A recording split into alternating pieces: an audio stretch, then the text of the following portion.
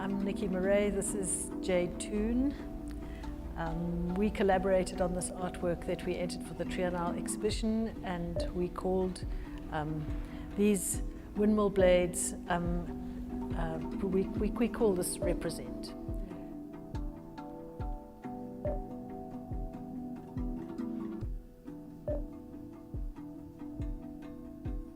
I always enter the Triennale because it's one of the biggest exhibitions in Namibia every 3 years, and so Jade and I decided to collaborate on this.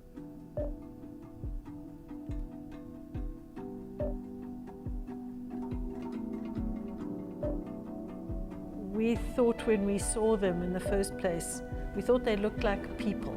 Yeah.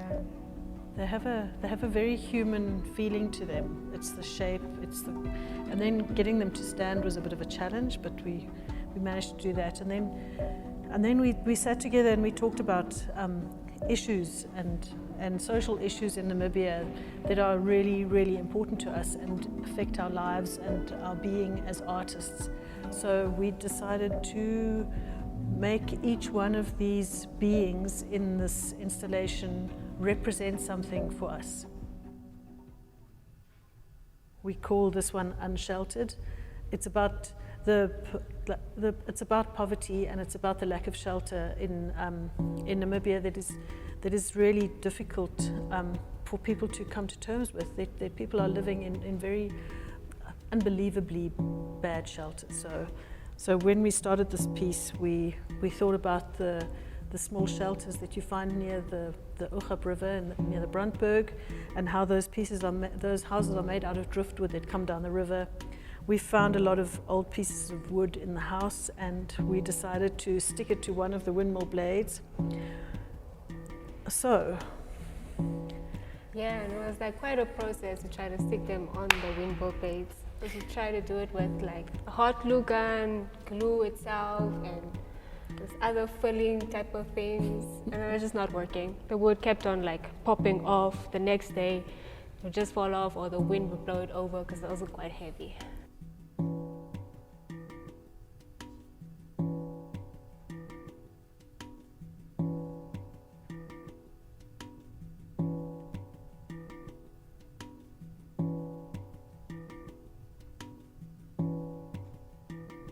So eventually we decided to let it be what it wanted to be as an artwork, which was to lie on the ground in front of the windmill blade. And then we realized that what we'd created here was a beautiful abstract expressionist artwork. Yeah. And we really loved this. So then it sort of came to mean a whole lot of different things to us. And when we discussed it, it was about, you know, quick fixes don't work with housing. Quick fixes don't work with poverty reduction.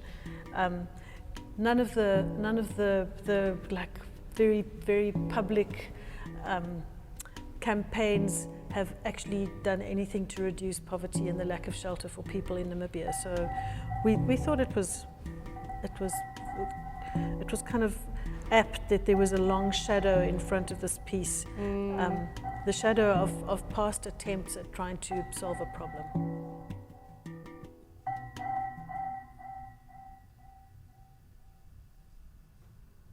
So the title of this piece of the installation is #OnsIsMoeg, and we called it that because that was one of the slogans that was created around the gender-based violence protests and campaigns that there have been in Namibia in the last few years.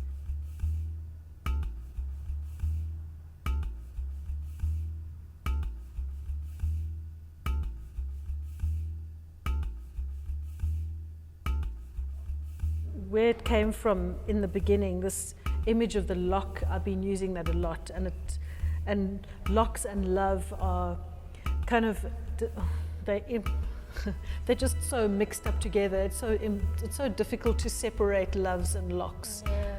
So you feel locked up by love.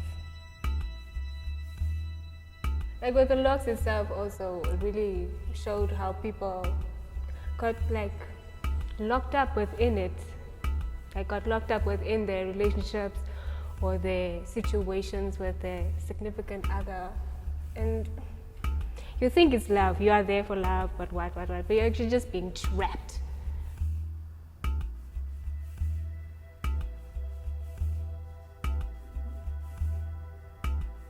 It's about violence, and it's about how people get murdered when they try to stop a relationship. They try and get out of a relationship, they realize it's not for them, they end up being killed because of, not because of love, but because of the locking. Yeah. Because manipulation and pride.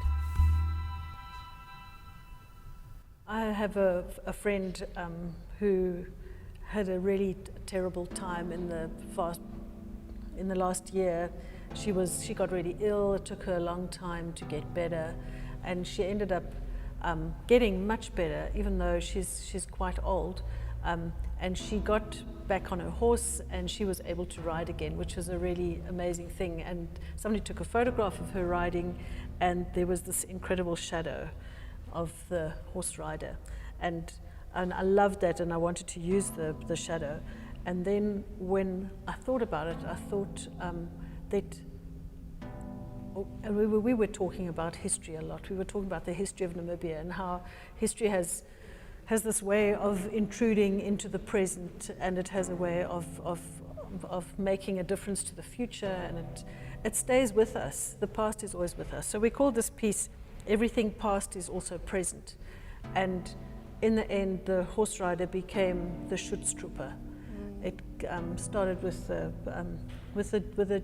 the genocide against the Herero people at the beginning of the last century, and how that genocide is past, but it's absolutely present. It's present in every single one of our consciousnesses, and that is the shadow.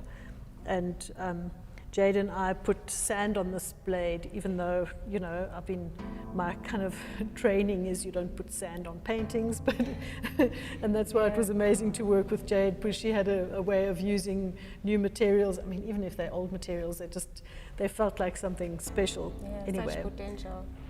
Yeah, so it became about the land, and it became about the past, and it became about the long shadow into the future. And then we used this book in the artwork as well.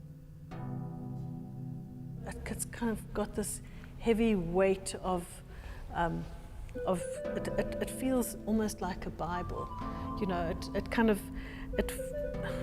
It looks like something that you should believe when you read it. It says encyclopedia on it, and we put it specially on this page because this is the page, the H page, and it says history on it, but it also says Hiroshima. It also says Hitler. It also talks about the Hippocratic Oath. So this page it's just like one of those amazing pages that tells you everything you need to know about this piece of the installation. And it has the weight of gravitas, which history also seems to have. And it's difficult. It's difficult for us to think about the past in a different way because we taught about it in a certain way. So anyway, this is us trying to say the past is with us, and it will always be there. This piece, this part of the installation is called Earth, Mars, and Everything in Between. The image comes from a trip that we had to the Kalahari last year, sort of between lockdowns in the middle of the pandemic. And Mars was really, really big in the sky. It almost seemed to illuminate the landscape. And then these big cypress trees around the farmhouse that we stayed in was really kind of amazing. Mars is the god of war. So this is about land. This is about land issues. It's about who owns the land and who shouldn't own the land, and how it creates these terrible conflicts that kind of why Mars is such a red planet. It's about all the blood that is spilt. These are also pieces of rusted wire. This one is a gin trap that is kind of like created by people who are no longer on the land, who have been dispossessed from the land, setting traps to catch meat so that they have something to eat. And getting into conflict with the farmers who own the land now, and this big bit of rusty metal that we found somewhere along the way. It's this huge hook that hooks everybody into discussions about the land. And so, yeah, that's this piece. This piece is called Shallow Grave, and it's about a young lady, Shannon Wasserfall, that got murdered and buried in Walvis Bay. It all represents this in itself, where I threw the sand of Walvis Bay on it, and the blood it represents her being murdered. The golden stones are symbolizing all the ladies that have fallen to these type of situations of being unsafe, man, and it's just a whole golden moment for them. In the past year, I would say in Namibia, gay pride, gay events, campaigning and protesting for equality has been quite center stage in Namibia. So we made this piece and we called it Invisibility Cloak, because we wanted to use these pride colors, and we wanted to bring this issue out here in this Represent installation. And then calling this piece of crocheting that we made using the pride colors. It's a lovely medium. It has a lot of history in it. It's a little bit old-fashioned. It's like old women sitting and yickling away. So, and calling it Invisibility Cloak is countries might try and say, that homosexuality is not a Namibian thing, it's not practiced here, it's brought in by someone else, they should be jailed, they should be thrown out, they shouldn't be allowed to marry. Basically, no matter what anybody says, human beings have many, many different ways of loving each other, and it's not going to go away. So you can use the invisibility cloak if you like, but it's not going to work. When we started creating this piece, I had my mother in mind. My mom has breast cancer, and she's been basically fighting the war.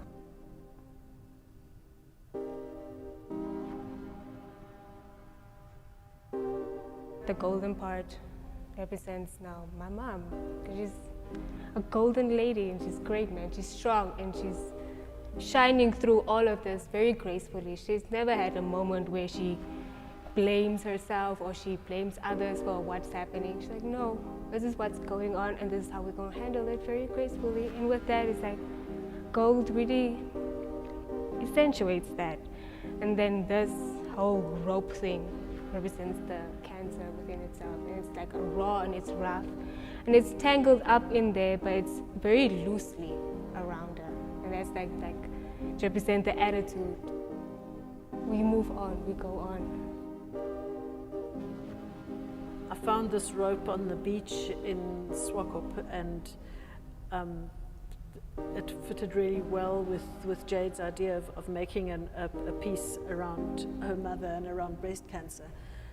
But it's also about the entanglement in the environment of industrialization, and actually, the kind of cancers that are coming out in the world now are a result of that kind of the erosion of the natural world by industrialization and pollution.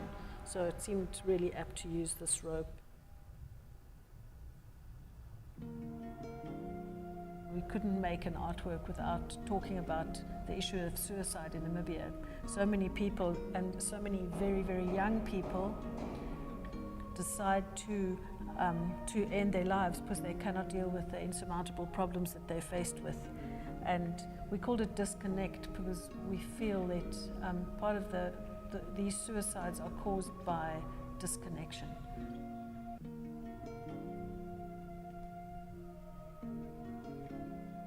By being unconnected with any kind of possibility of hope for their lives. With the electrical cause in itself, it's the social media. everyone just being able to connect to each other very easily, or be able to connect to like information. I think to a point, yes, a point where people can't, like ma'am said, can handle the things, and then they are disconnected. Using even the courts itself, they connected them to the world to disconnect them. I think this is the darkest piece. This is the piece that represents the most lack of hope. So using these windmill blades has got quite a lot of significance as well, which came to us kind of slowly when we were working on this project, because the windmill blades themselves belong to a piece of mechanics that used to pull water up from underground. It harnessed the wind, it harnessed bits of the environment to actually pump water up so that people could use that water, so that animals could drink that water, so that the land could be usable. Getting water to the surface of the earth is an essential part of colonizing that earth. And seeing these wind pumps, seeing them scattered around the land is also like part of our experience of growing up in Namibia, is like seeing farms that are actually marked by windmills, and realizing that those windmills are constantly moving in the wind, and they're sentinels, they're observers, they stand there for years and years and years, with the wind blowing through their blades. So they're creatures of poetry, and they're also markers of colonialism. They're markers of settlements. They mark the land as owned by somebody. Seeing an open landscape with a windmill in it is a kind of iconic thing that we all love, but at the same time it doesn't represent great things for a lot of the other people. So when we came to putting things on the backs of these windmill blades, we wanted to unify this as an installation, and so we used the image of a cross, and I've been using that cross image a lot in my own work, and I usually put it onto work with stencils. I've also used it as a stamp. For me, they are people, they are souls, they are graves, they are markers of human beings. So we matched the backs of these windmill blades with what was going on the front. So we kind of customized the cross to represent what was going on in the windmill blade. Yeah. So, you know, the cross is an incredible, beautiful symbol for me. They look like people, they look like stars, they look like axes, they look like voters' crosses, and they are the most kind of long-lasting pieces of human beings. When you look at graveyards, that's the connection we have with people that are no longer here.